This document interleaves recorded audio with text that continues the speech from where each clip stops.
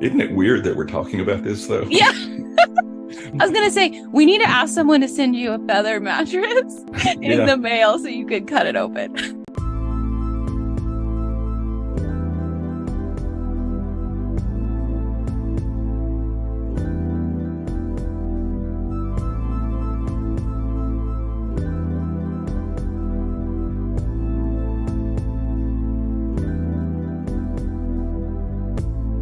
Welcome to God and the Paranormal, a podcast exploring the supernatural from a biblical worldview. I'm Suzanne, and I'm here today with John.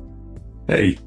And we are going to just talk about a potpourri of potentially paranormal things. So we're going to kind of go all around today and see where we land. Yeah, we've collected a bunch of just miscellaneous weird stuff, and most of it probably won't qualify as paranormal or supernatural. Right. Some things are just weird. We'll just put it that way. This is the Just Weird episode. Yeah. Where do you want to get started? I like the death crown. Okay. Someone brought me two of those once, and I'd never heard of them before. It supposedly is an Appalachian type of folklore, and I'm from South Arkansas, so I don't know that much about it, but I do know people have feather beds. You know, they have the mattress ticking around it, and you stuff it full of goose feathers usually. These things, it's a little spiral of feathers, and you wouldn't think much about it, but it's like you've taken a bunch of feathers, and made kind of a galaxy out of it, so the tips of them all connect together. And the weird thing is, you find it in the mattresses and feather pillows after people have died. Oh. They say what happens is when someone dies, you know, you don't want to use the same ticking for your pillows and mattress. I don't know exactly why. But anyway, you take the old cloth off and you reuse the feathers. So you go through them and I guess you wash them or something and stuff them in a new mattress or pillow. But when that happens, it's usually from someone who has died while they're laying on a mattress or a pillow. And what they find are these little things called death crowns, or also I've heard them called angel crowns or feather crowns or something like that. What do you think? How do those get there? Well, I guess my first question is, does anyone open the mattress when people aren't dead? Because maybe there are still death crowns there. Yeah, and I think that's part of the problem, because people usually don't do that unless somebody dies in it. So I suppose you just keep a feather mattress until it's so old you throw it away or something. But I would like to find one sometime and see if it has those. The question, I guess, is there a natural means for feathers to kind of roll up like that into a spiral? Because I've seen my grandmother actually pluck geese. That's what they get the feathers from. And you just pull them off and it's all just separate feathers. So it's not like you have any that are stuck together or something like that. So, what about maybe like, could there be an insect or something like that could string the feathers together? I've thought about that. What if a little beetle got in? Oh, and the normal explanation, or the one that's the supernatural one, is that when a spirit leaves a body, it kind of spirals out into a vortex. Oh, wow. And so that's what's making the little feather spirals. So, yeah, what if a beetle or something got into a mattress full of feathers and just started relentlessly crawling, trying to get out, and it's stuck in the middle of the feathers, so it just keeps crawling around the same bunch and finally binds them together. Yeah, but then you'd probably have like all of the feathers would be spiraled, right? Yeah, you would think so. Or do you think it's the motion of someone just on a bed? Because, you know, feathers have these kind of Velcro little things on them. And so what if the constant motion of maybe someone wiggling on the bed or something just pushes them in the same direction? And isn't it weird that we're talking about this, though? Yeah. I was going to say, we need to ask someone to send you a feather mattress in the mail so you could cut it open. So if anyone out there has a feather mattress that you want to cut open and show us some of these, feel free to do that. This is just so wild because I've never even really heard of this. And it just shows how people are looking for the spiritual everywhere, even in the feathers in their mattress. Yeah. And it's weird that it's happened enough times that people have made legends out of it. So it's not like a one-time occurrence. And I actually have seen these. A friend brought me two of them one time, and it's just hard to explain. How big are we talking? Like, can you put it in your hands? Is it size of a golf ball? Yeah, just a little tiny spiral of feathers. Well, I mean, I kind of hope my soul is a little bit bigger than a golf ball when it spirals out. And I would be on like a polyester mattress, so I don't know if it would do the same thing. But that's just weird. I mean, it's Yes. not. It's weird that you would have to talk about something like that. But Well, and two, like you said, that it's happened enough that there are legends with it. And maybe that's part of the pursuit of science, right? Is that until you know what's going on, yeah, you make up fun legends or weird yeah, legends. I have to commend people for actually noticing something like that and saying, Right. "Well, that's strange." I definitely like the name Angel Crown better than Death Crown. Yeah, it sounds better. I guess death type themes kind of have their own mystique about it. It's Yes. something we fear, obviously, and or if, we may not fear it, but we just anticipate it with, I don't know, curiosity. If you're a Christian, Yes.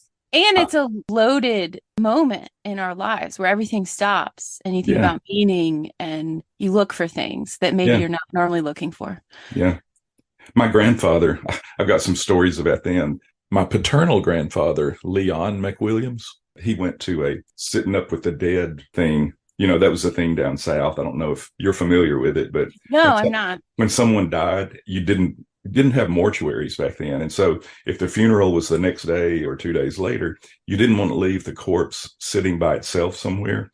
And Okay. I've heard people say it was because, you didn't want an animal getting in and gnawing off their nose or something, Uh, or a pet cat getting in to bother it and desecrate the body. So they would literally have people sign up for sitting up with it at nighttime.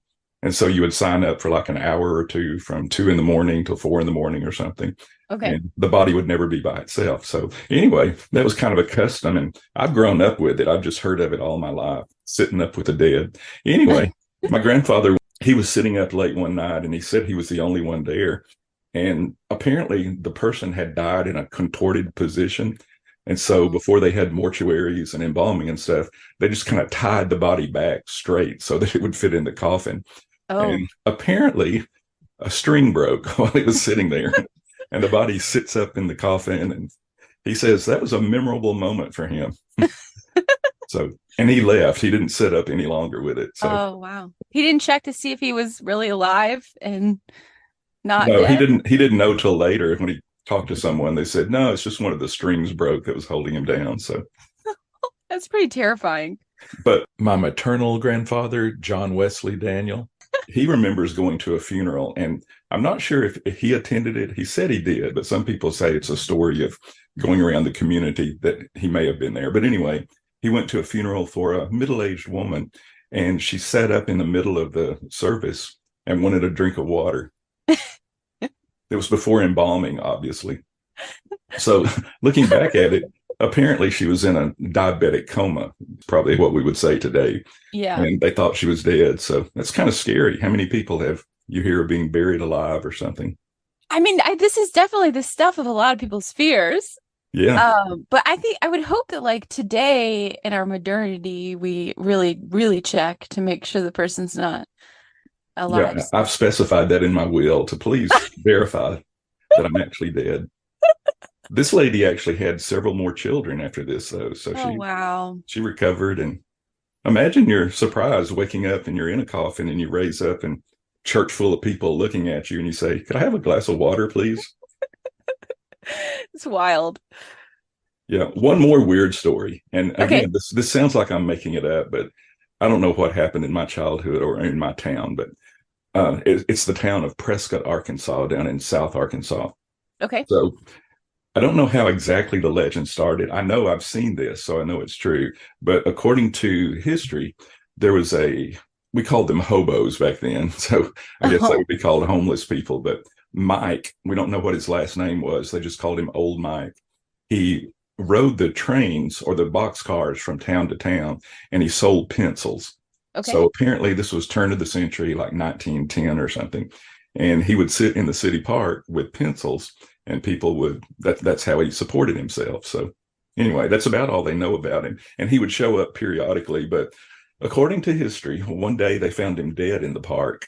And so the mortuary took him in, embalmed him, and couldn't find a family to claim him. And so Oh, they wow. wanted their money for embalming. And so they kept looking and kept looking. And after several years, they still hadn't found anyone. Oh, wow. So this mortuary, which I won't name it, it's still there in town, but mortuary back then, decided to use, I guess they used him as kind of a model of how good they can do embalming. Oh, So wow. for a few years there in my young childhood, you could go to the mortuary in town and he would be in the front window Ugh. and just displayed in a coffin so people could say, wow, you really do a good job at embalming there. Wow, that's crazy. Yeah, and after a few years, I guess they got complaints and they put him back in a closet. But we would walk by, my friends and I, and the morticians would put quarters in his pocket. So I guess it was just to see if kids would come in and get quarters. But that's how I got my lunch money sometimes. From a dead man? Well, from his pocket. And I think it was from the morticians. It wasn't actually him. Anyway, they actually mentioned him on the Johnny Carson show Okay. back in the day. And after that, he got so much publicity that I think the state government said, yeah, you got to bury this guy. So he actually has a memorial there in Deanne Cemetery. So if you want to see him, just look in the middle of the cemetery and you'll see a gravestone that just says Mike on it. Wow. So the What a story great of Mike. story.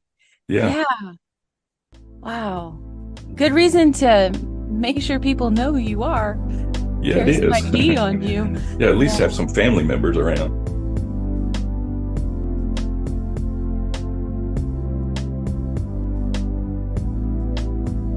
So you got a lot of stories about death here. Do we have any other kind of interesting paranormal-ish stories you want to talk about? There was an elderly lady in the community that told the story that when I looked it up, I found this online and it looked like the same story that I see online. So I don't know if this is a common occurrence or something that just got passed around as a meme, but ball lightning. What do you know Ball about lightning. that? Yeah, What's that? ball lightning. People see during lightning storms, a lot of times people see just a glowing orb of electricity Wow. that comes with the lightning. And it's been reported, Wikipedia, which is I guess the paramount source of information anybody could go to. But I mean, it says 10,000 different official reports of ball lightning. And this elderly lady in my community said that it came down the chimney and rolled across the floor and hit the opposite wall and exploded. Whoa. They were just sitting there one night. And I found several other cases where apparently they allege that it came down the chimney. So weird stuff. Is that similar to like the Will-O-Wisps and the spook lights and stuff? Or is that more just in an electrical lightning storm? They say these are during storms, but it does seem the same thing. You just got a glowing orb or something that does weird stuff. So ball lightning, it seems like there must be something scientific about it because it does occur during lightning and several pilots have reported it. Wow. So, but they can't replicate it in a lab. Nobody knows for sure exactly what would cause electricity to be in a glowing mass or something. Or even if it is electricity, maybe they suggest it's plasma or all kinds of stuff, but nothing really to confirm about it. Do people get hurt when it comes down their chimneys? Yeah, the first one was, where was that? Yeah, Dartmoor, England. There's a report, 1638. Oh, that's early. Yeah, there were 300 people in a church and a very bad thunderstorm was going over. And they say an 8-foot ball of fire just burst through a window. Yeah. And it bounced around in the room and it actually killed 4 people and dozens of others were injured, apparently. Oh, and they said it stunk really bad, like sulfur. So that's not really lightning if you get a sulfurish smell from it. So what do you think? Well, Supernatural or? Well, this is kind of maybe dumb because I'm not a scientist, but is there any way that could be like a meteorite or a meteor? Like, yeah, it wouldn't bounce around though, and that would be an 8-foot meteor would mess up big time the whole town. Oh, okay, with impact, yeah, okay. Yeah, so just the fact that you've got a ball of fire that's just bounces around, that's weird. Yeah, wow. I'm gonna have to go and look up that story from Dartmoor, England. That's interesting. Yeah, some recent ones, and I'm just going by Wikipedia here, so we call it peer-reviewed because people look at it, I guess. But it says, here's some recent ones. Oh, the most recent one, June 24th, last year, 2022. Massive thunderstorm, and a retired lady in Liebenberg, Lower Austria, saw a blinding cloud-to-ground lightning strike, and then within 1 minute spotted a yellowish burning object with licking flames. Whoa. Just floating around. And that was Floating. reported. The European Severe Storms Laboratory actually recorded this and verified it. So they don't know what it was. Oh, Wow. 2014, Loganair Flight 6780 in Scotland had one inside the plane during a thunderstorm. Inside a plane? Yeah, so a ball of light bouncing around in the cabin of the plane. Wow. Is this something that you think you would want to experience or see? Well, people apparently have died from it, so I wouldn't want to touch one. It would be neat to see one, I guess, floating around. I feel like this just kind of breaks the rules of what we normally know for like lightning and fire and balls to be Yeah. combined. And it's kind of on that borderline. We talked about whether things are just unexplainable with normal science or if they're really paranormal. So a lot of this Yeah. does sound like it's something that's physical. And I don't know, the sulfurous stench of it kind of makes it sound paranormal Right. in That some goes ways. with our ghosts, right? And our Bigfoot, that there's like a sulfur stench, right? And that's unusual too, isn't it? That a lot of people report sulfurous brimstone smells with ghosts and with UFOs and with Bigfoot. That's weird. So Yeah. is there a commonality there that makes people think that there's some smell? There's actually a medical condition associated with that, that when people get stressed or something, they smell things that aren't really there. It's a Huh. type of olfactory hallucination, they call it. Wow. I don't think I've ever experienced that though. No, an olfactory hallucination. Wow. I've had auditory hallucinations before when I get really, really tired. I know it's time for a nap, but I've never had an olfactory hallucination. You hear voices talking to you. No, this sounds weird. The first time I ever had an auditory hallucination, I was staying somewhere else with like extended family, and we were in a house where the people traveled a lot, and they had all of these pagan idols as decoration throughout all the rooms. Hmm. And so I was just falling asleep with my baby, and I heard my name called, and it was my husband's voice. And I heard him call me, I think 3 times. And I got up. I mean, it sounded exactly like he was in the hallway. I got up and I ran out, and no one had called my name. Wow. And so that was really unnerving for me, especially since it was my first time and the environment that we were in. So Why did they have pagan idols? they don't, so this group of people kind of don't see the spiritual weight in that. I think they saw it more as art or trinkets, or they kind of have a trivialized view of Huh. pagan idolatry. Like I don't know how really That kind of it's goes more, back to our last episode about the territorial spirits. well, so I don't know, but it was really unnerving. And my husband decided that we would never go back to that place, and we never have. And we both felt like it was spiritual. But then when I started to have them more often under the same conditions of like no sleep, right when I'm falling asleep, I started to think, well, maybe that wasn't a spiritual encounter. But nevertheless, we have not returned to that place. And So do you think it was more on the side of psychological or demonic or? well, my original, the original, I thought it was demonic. Like I thought, but then when I started to have other auditory hallucinations of, I mentioned, or I will mention, where my kids were screaming, um, Yeah. then I but then again, it was completely different. But the voice wasn't sinister. It was my husband's voice that I heard. I mean, Huh. but he wasn't saying anything. So I kind of felt like it was maybe a mental game, but I don't know. Yeah. The human brain's complicated.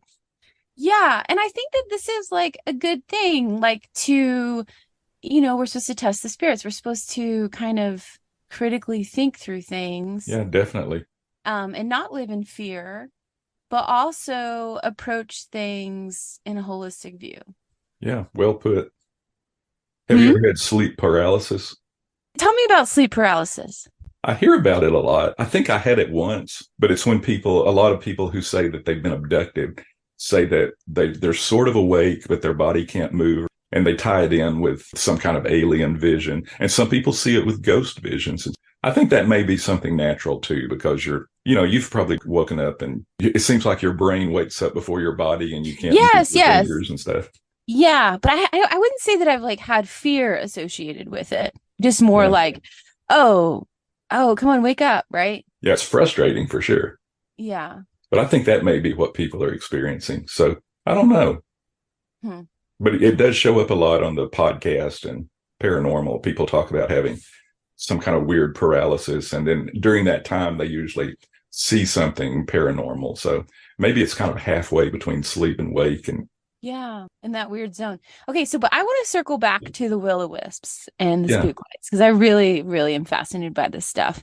Um, do you want to tell us a little bit about what they are and what you think they are? yeah, will-o'-the-wisp, we call them jack-o'-lanterns. That Okay. was kind of the colloquial word for it, but it's tied back to just that glowing orb of light. And there's so many variations on this story. You know, some people see little tiny orbs that bounce back and forth real quickly. Some people see just one glowing mass of flame or something that just sits there. So it's such a big subject. We probably should do a whole episode Episode on it. sometime. Yeah. But they're reportedly, some people think they're ghosts. Some people think they're UFOs. And they've Yeah, been there's around forever. I mean, it's from yeah, mostly Scottish and Irish lore, but like in the almost bogs. every country has a name for it. Will o' the Yeah. Wisp, spook lights, fairy fire, jack o' lanterns. And one more grandfather story. The grandfather that was at the funeral where the lady Okay. woke up said that when he was a teenager and he was walking back from church late at night, and you know it was obviously dark, and he didn't carry a lantern with him, but some people did. So on a gravel road late at night, walking back from church, probably several miles, he said he looked up ahead and he saw a glowing lantern from someone up ahead. Wow. And he didn't think much about it because, you know, you would meet people on the road. And back in the day, it was, I guess, safer to walk at in nighttime. But as the fire got closer to him, he said when it got there, it was just a glowing mass about the size of a pumpkin that was just sitting Wow. there on the road. And he didn't stay around, he said. He took off and kept going very quickly after that. But he just called it a jack-o'-lantern. And that was the way they talked about it back then. So it was something that it wasn't terribly common, but it was things that I've heard other people in my hometown talk about. My mom, the daughter of John Wesley, also had sort of a will-o'-the-wisp experience. Wow. He had taken his family fishing one night at the river, and apparently she saw two, what she described as eyes. And that's what it looked like, were eyes on the water. And so, you know, you're thinking, well, Ooh. that's just reflections or eye shine from something from the lanterns or whatever. But she said they eventually started floating down the river and they rose up above the water, and that they were bigger than an eye would be. And so Wow. these two, I suppose they were kind of fastened together. So that's what gave the impression they were eyes, but two small orbs just floating up in the sky and over the river. Very strange. Do you know, was that in Arkansas too? Do you know? Yeah, definitely Interesting. not swamp gas. Um, these So what things do you think? I think are so unnerving because they're unexpected and we don't have an explanation, and I guess that's again the stuff of legends. I just find them fascinating. They're usually, from what I've read about will-o'-wisps and etc., is that they always kind of have like a ghost story or a witch story associated with them. Yeah, Um, but when I really started researching them, like almost every state has an area that has these yeah, that's orbs, strange. and it's like they happen enough in one area to be kind of cataloged. And so it's obviously like some phenomena that we don't understand or some kind of creature or something if Yeah. it is happening in general locations. Yeah.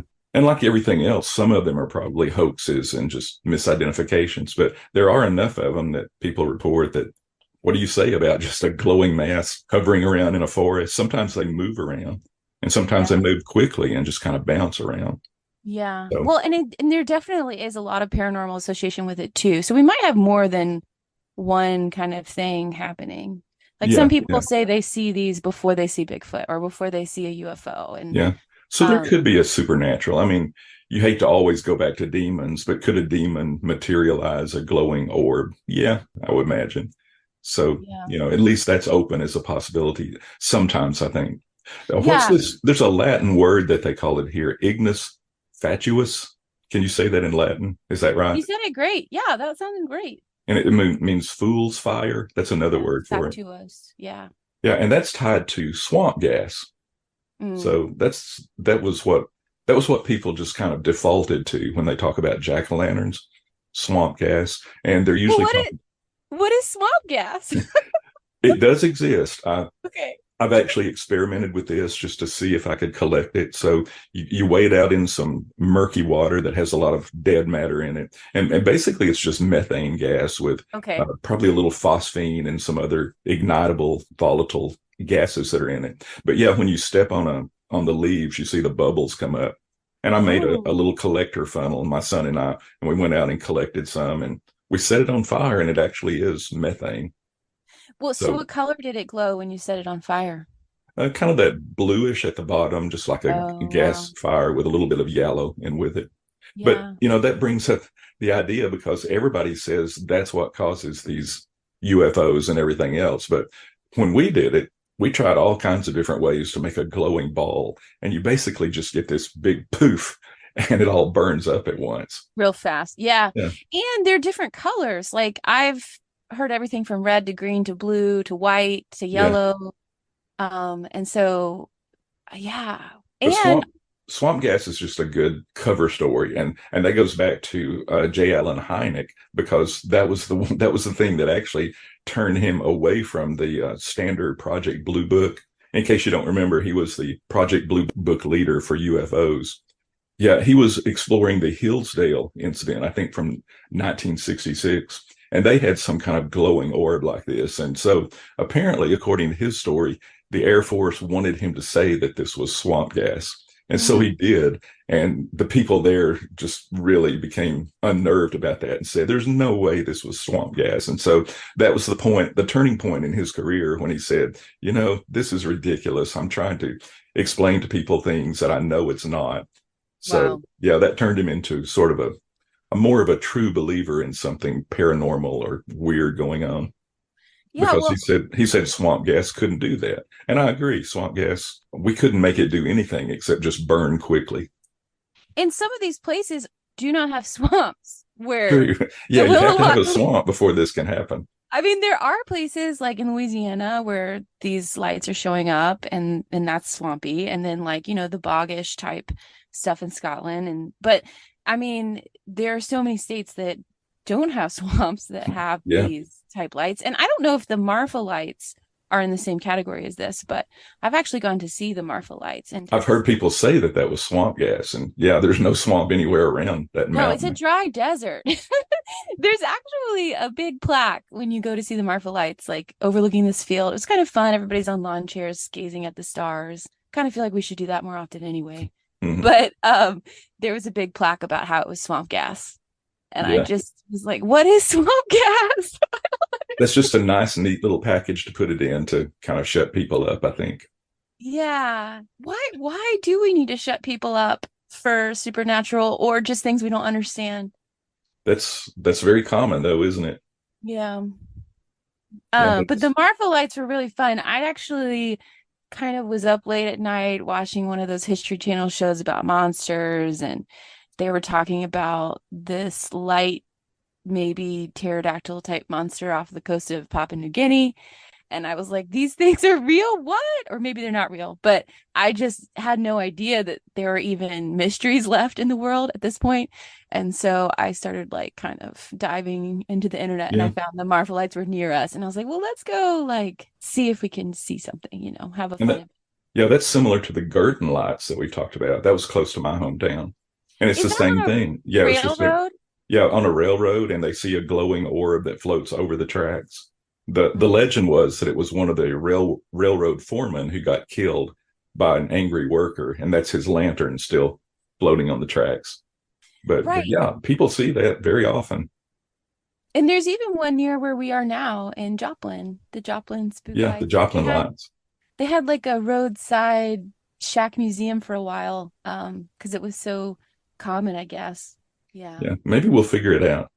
I don't know though. That would take away some of the mystery, wouldn't it, if we Well, that's finally some of the figured it out? fun. Yeah. I mean, not that I think there should be still some mystery and wonder in the world, but also, we don't want to dabble across supernatural lines too Yeah. much. And a biblical worldview would say that a creative God would create mysteries.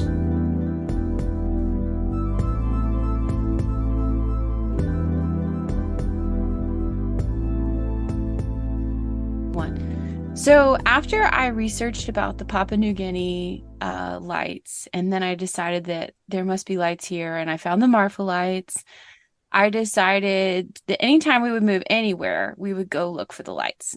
And for me, it was more, I thought it was some kind of creature that glows at night and maybe catches bugs that way in my very unscientific mind.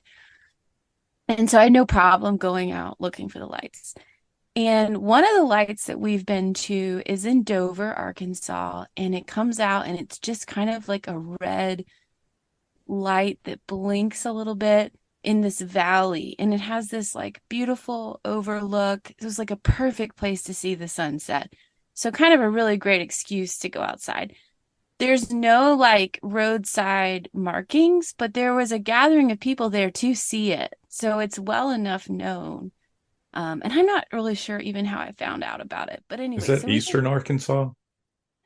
It's about 2 hours from where we are. So I want to say like North Central? Yes. Okay. Kind of mountainous region.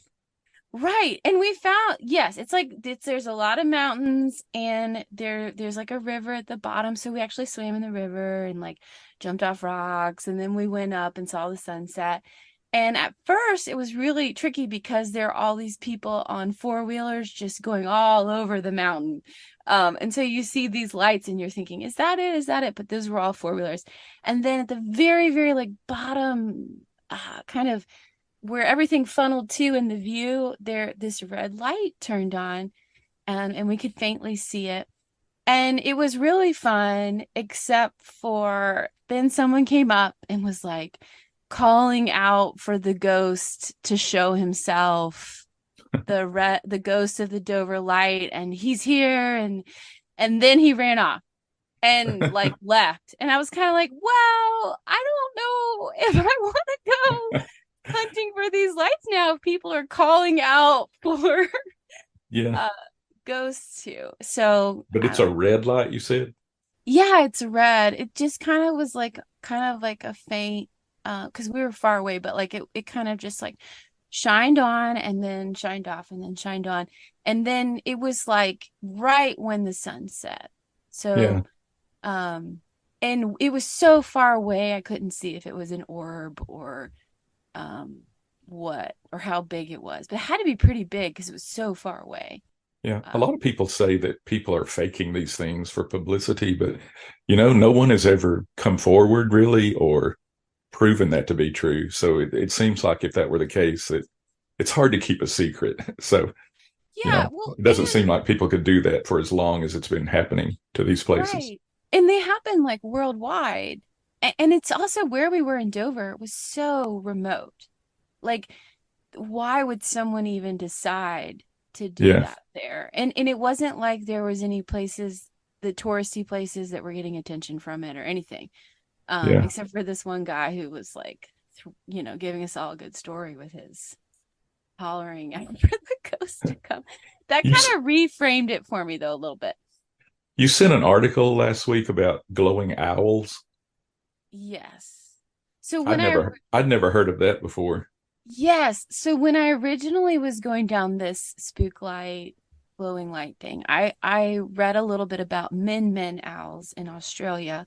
And there's a lot of kind of tribal lore and documentation about these type of barn owls that will glow. And they think they glow to get the insects. And then they kind of turn off. Wow. That's my understanding. And so there's enough of it, again, like all these folklore, but there's enough commentary and local people who have seen it that it's kind of a thing, min owl. But I don't think it's been like scientifically proved. The Flatwood monster back in the mid 1900s, that was part of Project Blue Book too, but supposedly a flying saucer came down and this creature got out that had big eyes, and it was really strange looking. So you need to Google that and look sometime. But J. Allen Hynek eventually said the official report was that it was an owl sitting on a dead tree trunk. Wow. And that's what people actually saw. So owls come up pretty often in folklore and all kinds of strange things. They're pretty creepy looking. Yeah, they are. Especially those big eyes and Hmm. the face. Yeah. And they're out at night, Yeah. so And there are mushrooms and fungi that can give off light, phosphorescent. I've seen yeah. some of those in the forest too. It's very dim though, so I couldn't see attributing that to will-o'-the-wisp or anything. And they don't move around. So One of the men owl kind of arguments I was reading was that they like had hung out in a phosphorus tree and had it on them and were glowing as they, but I think that could happen, but it's not going to be happening every time, you yeah, know. there's still mystery in it. Yes. Yes. Okay, so with this whole journey to see the spook lights thing, I looked up, like I said, everywhere that would have them in the places that we were visiting, and some of them were too far away. Like there's that one near you, the Gordon light. Is that right? Gordon light? Gurdon, yeah. Gordon light. Um, and so kind of just like I had this formula where we would go at the very end of summer when it's the hottest, like August, and we would go right before the sun sets because I thought it was an animal. So if it's an animal, it's going to come out to eat, right? It's going to be hungry.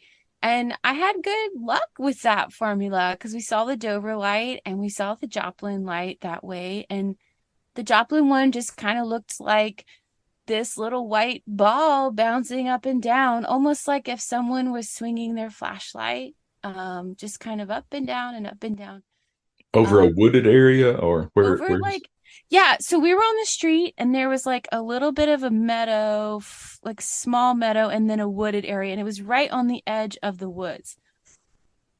Now I do know people who have gone to see that spook light and have had like the ball come through their car, and actually one of my friends was really concerned that we were going to see that because he had such a spiritual view of it, whereas I had like an animal view of it. So I wasn't afraid. But again, after seeing the Dover lights, I've kind of reframed how and when I'm going to go see these lights. what size is it? So we were in the car. I don't know. It was kind of far.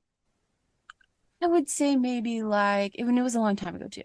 Maybe like a little less than a foot, maybe. I mean, it was just kind of like a blurry light just fluttering around, kind of like an oversized lightning bug. That's what we saw. Huh. And it was too far to see if it was translucent or not. Like it wasn't like it was just a light. You know what I mean? It wasn't like, oh, that's clear, or oh, that's an animal, or Was it fast moving? no, very slow, just hopping around, fluttering around. In fact, my husband and I were just kind of staring out there, enjoying the moon, and we're like, wait, is that it? Is that the spook light? That little fluttering white thing? Well, we can't identify that as anything else. That must be it. Huh. Cool. Okay. And then we left. you know. But I think the spiritual view really does come into effect here, and also like what we've talked about, like what you're opening yourself up to. And since, I mean, who knows, but since I wasn't seeing it as a spiritual thing, it wasn't terrifying, it wasn't weird, it was just something cool to see at night. Yeah. So it could be paranormal. Yes, I think so, and I think some people are having paranormal experiences with these lights.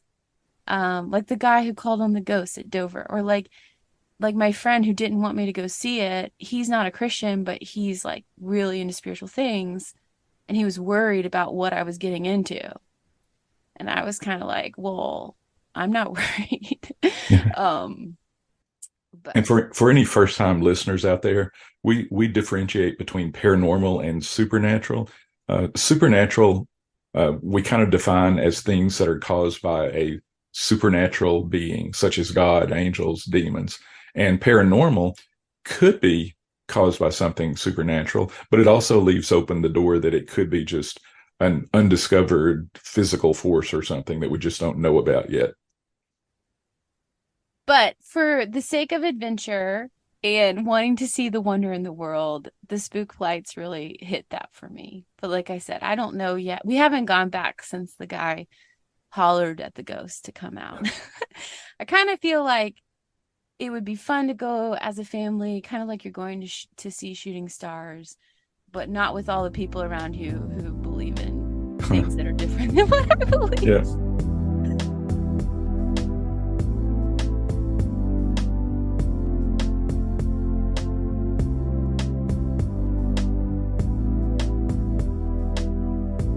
Is there anything else that you wanted to talk about? Maybe like, I don't know, zombies are really popular right now. What do you think about zombies? Well, when COVID happened, my husband looked at me and said, "It's happening. The zombie apocalypse is happening." And I mean, thankfully, well, it was terrible, but I don't know what I think about zombies. I think they're scary. Yeah, it's an old voodoo Santeria thing, isn't it? Yes. Yeah. So back in the day, people thought that dead bodies could walk around. I have problems with the shows that show just like a skull and a spine crawling around. I don't think you'd have enough brain power or energy biologically to do something like that. Yeah. But it does make good video games because you can kill things without really killing anything that's alive. I don't like the Haitian folklore with the idea of someone kind of controlling someone else's body and that they're like kind of an undead, like not that they're not really dead, they're more possessed, I guess. That's kind of what I've been exposed to. I mean, that to me feels very and all of that basically came from kind of a pagan folklore that was combined with Christianity. So they've got a lot of Christian symbolism in it, but it's still the old paganism mixed in with it, with the veil being thin in places. What kind of Christian symbolism? What do you mean by that? A lot of it's based on like medieval church type stuff. So they still have crucifixes and talking in Latin chants to get rid of stuff. I kind of joke that like Latin is like, it's so weird because you like, there's like scholars who study Latin and then then it's like used in all of the horror movies. You know, it's like, there's got to be like a middle in between accessible Latin here. The language of the paranormal. Yeah, or something. Apparently ghosts can speak Latin. Well, that's a shame because a lot of people don't understand it. All right, so we've been talking about these weird things in the sky, like the fireballs and the Will-O-Wisps. What about when things fall from the sky that we don't understand? That's weird, isn't it? Yeah, like I remember hearing about a bunch of meat or sometimes metal objects. Do you want to talk about that? Anything you can think of has fallen out of the sky at some point. Really? So, yeah, and I'm not sure if paranormal fits some of this. A lot of people try to make it some kind of supernatural, but yeah, I'd mowed my yard one time. This is my only paranormal story about falling things. But I'd finished mowing the yard and I sat down on my lawnmower just to get a breath, and this toad plops down on the ground right beside me. A clear blue sky. I didn't see anything above, no airplanes. I didn't see any birds, but that's my thought, that surely a bird must have dropped a toad because I mean, it's splattered right there in front of me. Oh no! Oh, that's so. And that was kind of surreal, and I can see how some people would be upset if one place they had fish raining down, and when the game warden looked at it, he said it was all local fish. Where is that? Oh, 1947, Marksville, Louisiana. Wow. And it says it rained for several minutes from a previously fair day. So a cloud came over, rained out. There had been a tornado the day before it. Okay. So, and they collected fish samples. They still have samples of those fish there that you can look at. But anyway, he estimated that it was one fish per square yard. So that's a lot of fish. Yeah. So what do you think about that? Well, I mean, I could see it's just bizarre because you're not expecting that. And so I could see why some people go super paranormal with this, especially since you've noted that sometimes like blood has come out of the sky or cooked bats, kind of more like things that kind of shock us. But then you have things like frozen iguanas and food and golf balls. I don't know. The tornado thing is interesting. What do you think? Yeah, I think tornadoes and water spouts probably are the big culprit here, because it's usually, a high proportion of these are water animals. And so you have a water spout, let's say, that goes over a lake, and tornadoes are pretty powerful. So they'll suck a lot of water up. And obviously it goes way up into the almost to the stratosphere. So I could probably see that, you know, Do you during think? hailstorms, a hailstone can stay lifted up in the air for several Okay. hours probably. So I was maybe gonna the say, maybe the fish could just float around up there in the stratosphere and rain down somewhere else. you think that that there's like enough material in the clouds to hold up these larger objects? There's a lot of wind currents. That's how you can Okay. get hailstones. So I suppose the same thing that would keep a large hailstone up could keep a fish up in the air. We had a tornado once that was within a mile of our house in Oklahoma, and we had a mattress in the backyard the next day. Oh, wow. So Okay. Yeah. Yeah. Yeah. Wow. Well, okay. So what about though, like that incident where all of this raw meat fell? Where was that? that was weird. They looked at it, and it turned out when they analyzed it, it was mostly lung and muscle tissue. That But was in but it was Kentucky. like tons of it. So how do you explain just Yeah. pieces of raw meat falling? Did you say someone tasted one in your book? Yeah, yeah, they tasted it and said it tasted a lot like, wasn't it deer or something? Oh And so man. that started people thinking that maybe it was a herd of deer that got sucked up in a tornado. And so, And then only the lungs came out to be. according to the survey, it makes you Wow. wonder though, who was the person who actually tasted and said, "Wow, it tastes like deer." Yeah. What about you think that a tornado is more likely than like a UFO spaceship dumping all their trash out on the city of Rankin, Kentucky? That's something to think about, isn't it? I don't know. I They, think some I people think suppose that. they have to empty their sewage tanks apparently sometime. And it's all just lungs and Yeah. And things have fallen off of planes, so that's possible. You just wouldn't get a large amount of it, I wouldn't think. okay. But yeah, people have had jelly type stuff falling, so that's What hard to about explain. like, isn't there a type of bird that can vomit up food that it's been eating? What about that? Yeah, they said it was, did they say seagulls or something, or pelicans that were dumping? So, or another place said it was vultures burping up the meat. But Well, I can't imagine just tons of meat falling from regurgitating vultures or something. I mean, I guess that's true. Maybe like a frog, like The poop, frog could have come from that. but Yeah. not like a ton of meat. Yeah. Oh, wow. To be fair, of all the things we talked about, I really don't want to be showered with blood or meat or frogs. What It about feels, Cracker Jacks? well, I mean, maybe. The kids' book is fun, Cloudy with a Chance of Meatballs, but in real life, I'm not so sure. Yeah. Cracker Jacks did rain down on I think it was in Ohio, wasn't it? On a stretch of highway. So how A in the lot of world them? was that a tornado at a Cracker Jack plant or something? That's weird, man. We used to Yeah. have, when I was a kid, we used to have what looked like aluminum foil Easter basket grass. Do you know what I mean? It was just Yeah. shredded pieces of foil. And that Yeah. would be all over our property sometimes. And I remember seeing that. I was real small at the time, but I still remember it going on for several years. And I didn't really understand it. I just thought it was part of of nature around there until I got older. And then I started thinking, that was weird. I have metallic excelsior laying all over your cow Wow. pastures.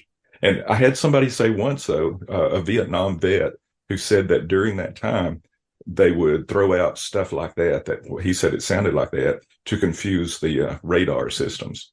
Oh, So, okay. and we did have a lot of low flying jets. So I'm thinking maybe that was a secret test area because we were in the Yeah. middle of nowhere. So probably had some Air Force people just doing some covert testing over our place, never knowing that a little 6-year-old boy would be finding pieces of it and I mean, wondering. that seems like a logical explanation. The Cracker Jacks and, the meat, that feels suspicious, or I don't know. Yeah. Definitely exciting to know that there are still mysteries in this world and there's still strange things in this world that we don't understand. Or some pilot flying over saying, this will really mess people up. And he throws out a bucket full of something. I think I would do that if I had a chance. Do you? Yeah. What do you think Oh, about spontaneous human combustion? We may as well get ah, totally crazy. I mean, it sounds painful. Yeah, 300 documented cases by sheriffs and police, different people. Wow. So 300. yeah, Wow.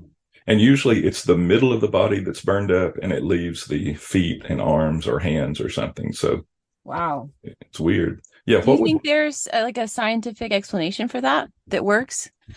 a lot scientists usually deny that there's really a way to make that happen, and a lot of times they'll say that what they're finding is maybe a murder where they tried to burn the body. But the weird thing is it doesn't really burn the house around it, uh, like the one sitting in a chair or something. It just kind of soots up the wall, and you still find a burned torso with hands and legs that aren't burned and nothing else in Wow. the house. So it is unusual. If someone is playing a joke or something, it's a very well planned and consistent joke, I think. Well, 300 cases is a lot.